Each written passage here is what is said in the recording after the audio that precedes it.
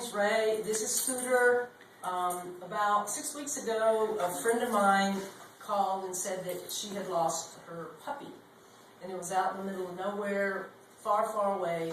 And I decided to put together a team of rescue people and take Scooter, my dog, because Scooter had played with the puppy a couple of times before, and I thought that would be a good idea to coax the little puppy maybe back. So I put together the team. We didn't get together until about 10:30 at night. There was Aaron and Bryant, who are Sedona Police Explorers, the owner of the puppy, her girlfriend, me, and another lady that was a friend of, that was a co-worker. So we all go out. We head down to the creek where the little puppy had disappeared. We start looking. We're all geared up in our flashlights and our boots, and the guys had their knives and machetes and big flashlights. And what happened was we got off track, and I wanted to go down the creek, but somehow we ended up in about a 2-hour period of going up the mountain. We got to the top. The two boys were leading, and they came up on this drop-off, and they said, "Oh my gosh." And I said, "Watch out for Scooter." And instantly, he saw a coyote on the other side, flew off of that ledge, landed straight down on rocks, and all I heard was a couple of whimps, and then it was quiet.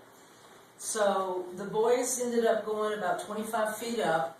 They skidded down an area that was a little softer, and they got down to Scooter, and I'm screaming on the edge, "I've got to get to my dog, I've got to get to my dog, help, help, help me, help me."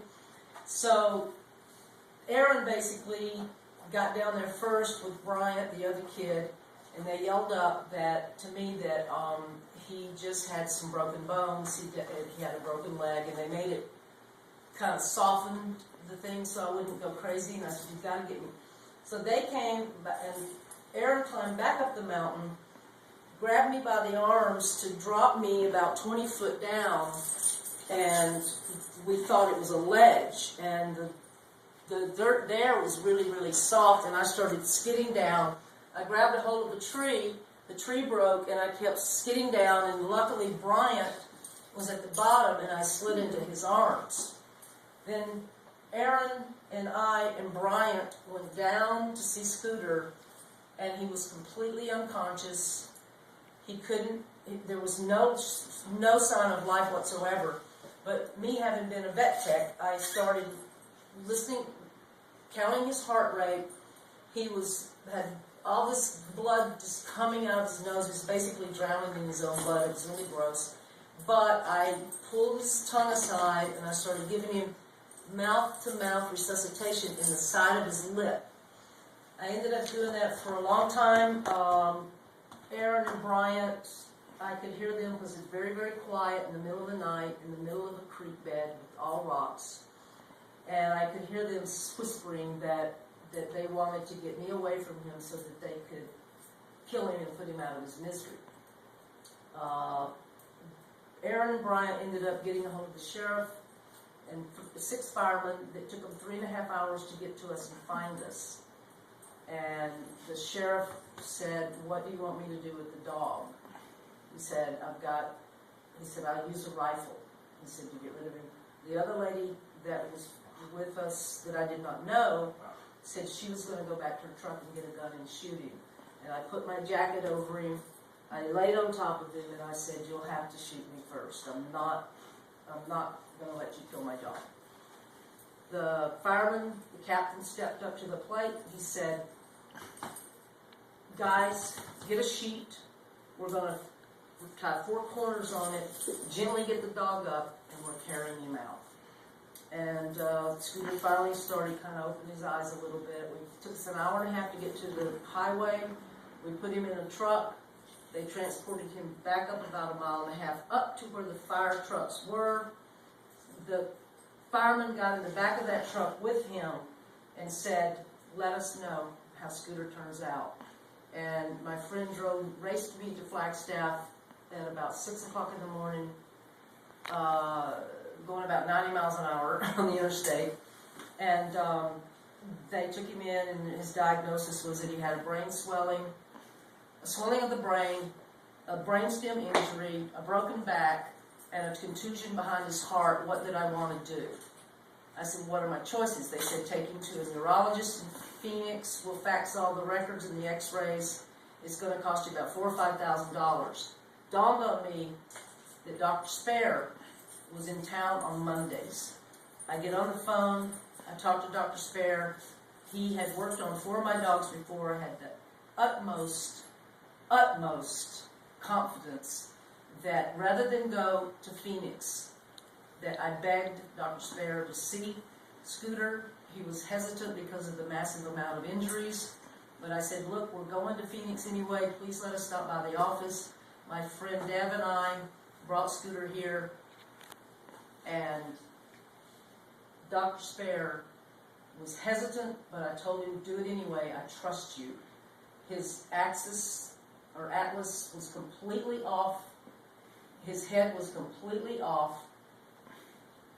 We held him up in a standing position because he was heavily doped up on morphine and he couldn't move. He couldn't stand up, so we held him up. Dr. Sparer went up his spine. He said he does not have a broken back. Fixed his spine, goes up his back, finds the injury on the neck, and for the first time I ever heard Dr. Sparer, Dr. Harley, start talking to himself because he knows what he's doing, and he goes, he's on morphine, right? And I go, yes. He goes, this is going to hurt. And so when he gets around, straddles him, we hold his muzzle, and he goes, okay, Harlan, do this really fast and do this really good. And he goes, bum, bum, bum. And Scooter goes, ooh, ooh. Lays him down. I go to the restroom, come out, and Scooter's trying to stand up. 5 treatments from Dr. Harlan Sparer, and my dog is a miracle. This is Aaron, Sedona Police Explorer. He's the one that went down and discovered Scooter first at the bottom of the creek, and I'll let him describe to everyone what he saw. When I first saw Scooter, it looked like there was a bunch of brain matter on the rock. It actually turned out to be a bunch of blood from his ear and mouth, and you saw bones sticking out of his neck, and my partner from the police department, who's an avid hunter, thought that he had a broken leg, broken neck. It's pretty bloody. There was lots of blood coming out of his mouth and his nose. There was some cuts on his head, cuts on his back. His spine was kind of wrapped around a rock. So we pretty much thought that he was a dead animal. He and I were discussing, playing with the idea of taking Ray and having her walk away and killing Scooter to put the dog out of his misery. But eventually we just, came to the conclusion, there could be a possibility that it can get fixed, so we decided to leave him. We got in contact with some of the people that we know in the fire department and the sheriff's department, had them come out. They brought a sheet with them, and the sheriff kind of wanted to shoot the dog because we didn't think it was possible to get him out, and I had already hurt my leg, so there wasn't any way that I was going to walk out by myself. So they put him in a big sheet, started walking, starts to wake up and tries to move around, he's licking all the firemen. Basically, I think it's pretty much a miracle dog. It was about a 40-foot drop straight down to the rocks, so I didn't think he was going to make it. So it's interesting that he made it, so I was actually impressed. Yep. And That's pretty much it. I told you it was a chiropractor that fixed him. Yeah, I was shocked. My partner from the police department was pretty shocked too. We didn't think it was possible that a chiropractor could fix a dog that bad, that we thought was that bad. So we were pretty impressed. Needless to say. He was my hero. I owed him a trip to Hawaii, but I spent all my money on Scooter, so. Can I go? I want to go. I want to go to Hawaii. Yeah, well, okay, we'll talk later. Tell him about the lightning. Oh, yeah, and then last week, as if we haven't had enough drama with this dog, he's only a year and 6 months, and he's from the Humane Society. He'd been taken back twice, because he is, I've worked with dogs all my life, This is the worst dog I have ever had in my life. He has done $5,000 worth of damage to our property. He broke my nose, and I don't have health insurance. And then last week, he's standing on the patio at the house.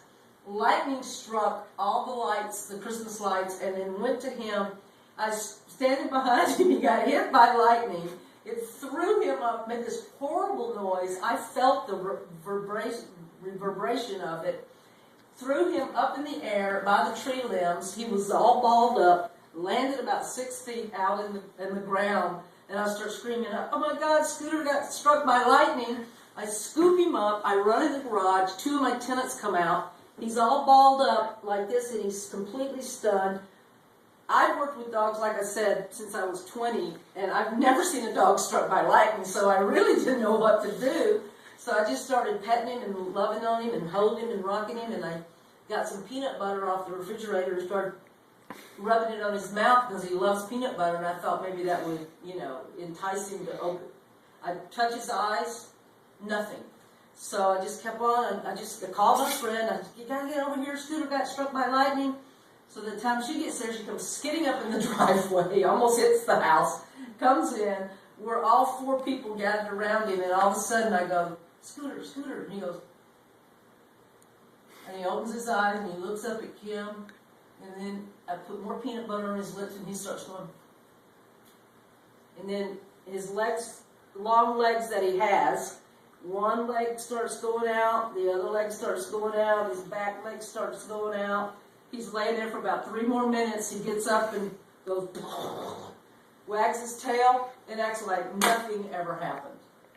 That dog is Sedona's miracle dog.